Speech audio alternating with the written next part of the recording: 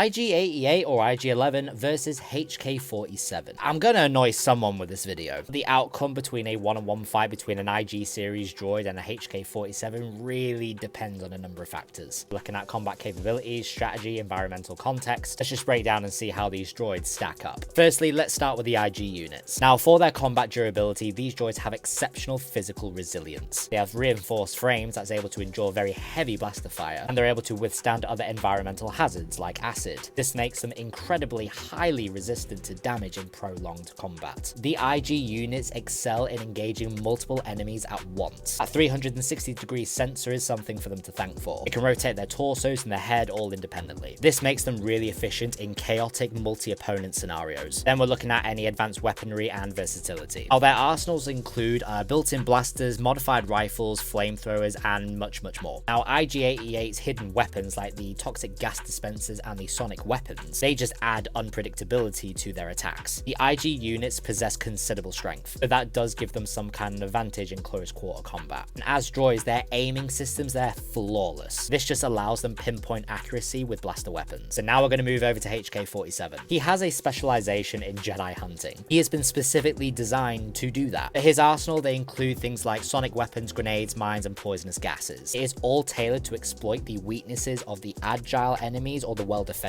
ones. His techniques range from sniping from long range, disrupting concentration, and targeting allies. All of that highlight his strategic depth. We're also looking at his strategic intelligence. He is a very highly adaptable and cunning opponent. His sociopathic yet professional approach makes him considerably dangerous, not just physically, but psychologically. But he excels in misdirection, often pretending to be a protocol droid so that way he can lure his opponent into a false sense of security. But HK-47 is proficient in a wide range of combat scenarios and weapons. We are looking at long-range assassination with sniper rifles to close-quarter engagements with flamethrowers and carbonite projectors. His ability to outthink and outmaneuver his enemies does give him that edge. And over his lifetime, HK-47 has been enhanced with numerous modifications. Though some of them have been damaged, his baseline capabilities are still formidable. So now let's do the head-to-head. In terms of durability, I'm gonna have to give it to the IG series droid. From what I have seen, they are physically tougher and more resistant to direct damage. They can withstand turret fire and acid.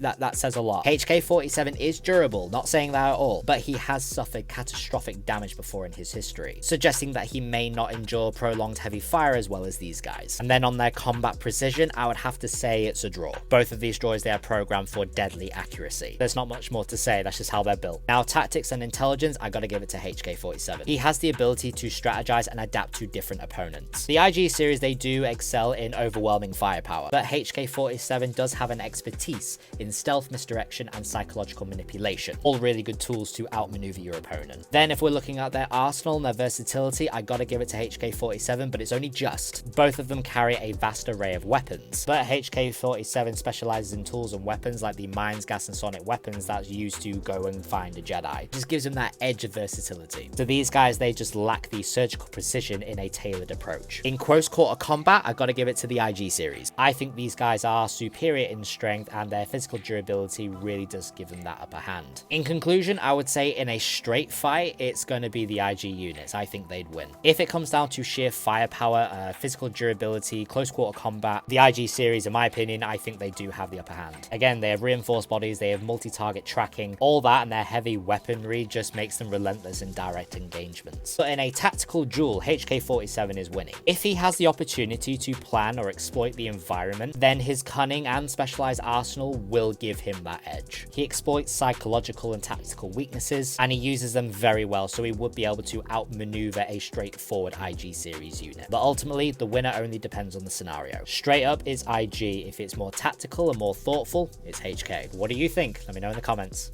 Hope it helped.